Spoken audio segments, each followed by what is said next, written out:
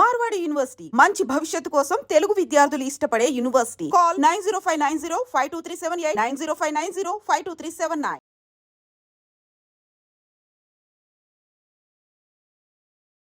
గత బుధవారం రోజే మనకు తెలుసు ఈడీకి సంబంధించిన ఆఫీసెస్ మన హైదరాబాద్ లో అట్లాగే వెంగళరావు నగర్ లో ఈ సురానా గ్రూప్ అట్లాగే సాయి సూర్య డెవలపర్స్ కార్యాలయంలో ఇది రియల్ ఎస్టేట్ కి సంబంధించిన కంపెనీ. ఈయన మీద చీటింగ్ కేసు అయితే కొంతమంది నమోదు చేయడంతో ఈడీ రంగంలోకి దిగింది. అట్లాగే ఈడీకి సంబంధించిన సోదాలు మొన్న లాస్ట్ బుధవారం రోజే పూర్తిగా వాళ్ళ ఇళ్లలో ఆఫీసుల్లో పూర్తిగా సోదాలు అయితే నిర్వహించిన పరిస్థితి. ఓకే, వాళ్ళేమో బిజినెస్ మ్యాన్లు మేబీ కావచ్చు అని అనుకున్నటువంటి తరంలో ఇప్పుడు వాళ్ళు అంటే ఈడీ ఆఫీసర్స్ ఎప్పుడైతే ఈ కార్యాలయాల్లో సోదాలు చేసిండ్రో అప్పుడు వీళ్ళు యాడ్ ప్రమోషన్ కింద హీరో మహేష్ బాబు అంటేనే ఆయన ఎంత పెద్ద స్టారో మనందరికీ తెలుసు. అట్లాంటి స్టార్ యాక్టర్ మీదనే ఇప్పుడు ఈడీ ఫోకస్ చేసింది.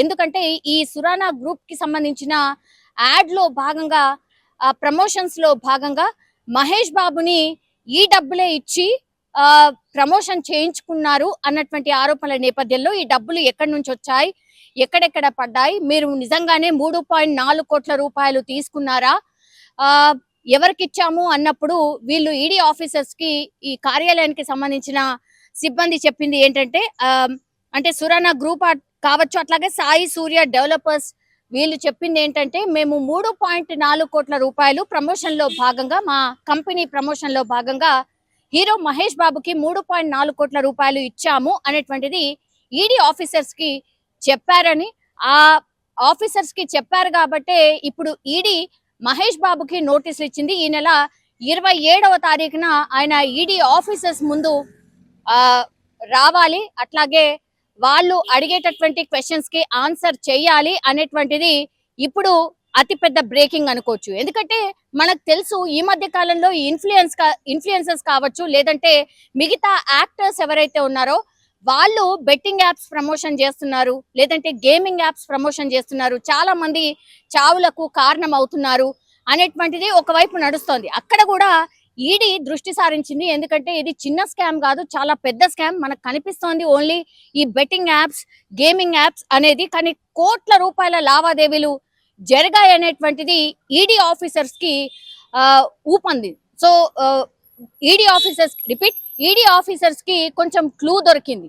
అందుకనే ఇది అందులో భాగంగానే ఇప్పుడు ఈడీ ఆఫీసర్స్ చీటింగ్ కేసు నమోదైంది కాబట్టి కంపెనీస్ మీద వాళ్ళు ఎంక్వైరీకి వెళ్ళినప్పుడు ఈడీ ఆఫీసర్స్ కి వీళ్ళు చెప్పింది ఏంటంటే మేము ప్రమోషన్ లో భాగంగా 3.4 కోట్ల రూపాయలు మహేష్ బాబుకి ఇచ్చాం.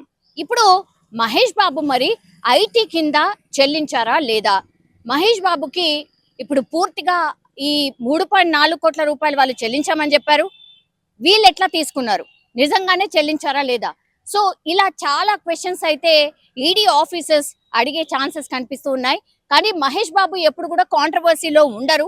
ఆయన ఏంటో, వాళ్ళ ఫ్యామిలీ ఏంటో, అట్లాగే ఆయన సినిమాలు ఏంటో అక్కడి వరకే చూసుకొని చాలా కామ్ గా ఉంటాడు. ఎక్కువ కూడా మీడియాకి ఎక్స్పోజ్ కాడు.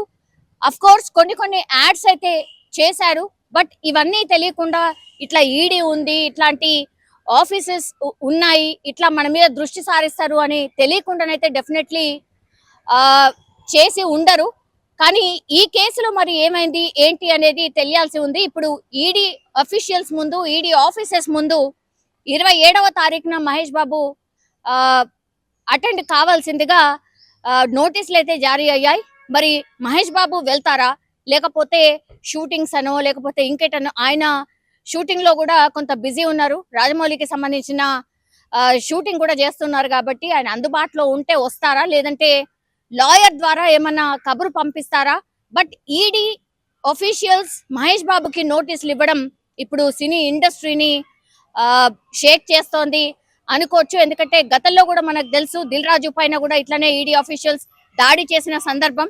మేము ఎక్కడ కూడా ఈడీని కావచ్చు లేదంటే మనం ఏదైతే పన్ను కట్టాలో అది ఎగ్గొట్టే ఉద్దేశం మాకైతే డెఫినెట్లీ లేదు. మేము క్లియర్ అండ్ ఫేర్ గానే ఉంటాము అని సినీ ఇండస్ట్రీకి సంబంధించిన పెద్దలు చాలా టైమ్స్ అయితే చెప్పినటువంటి సిచ్యువేషన్. మరి మహేష్ బాబు కేసులో ఏమవుతుంది ఏంటి అనేది చూడాల్సిందే.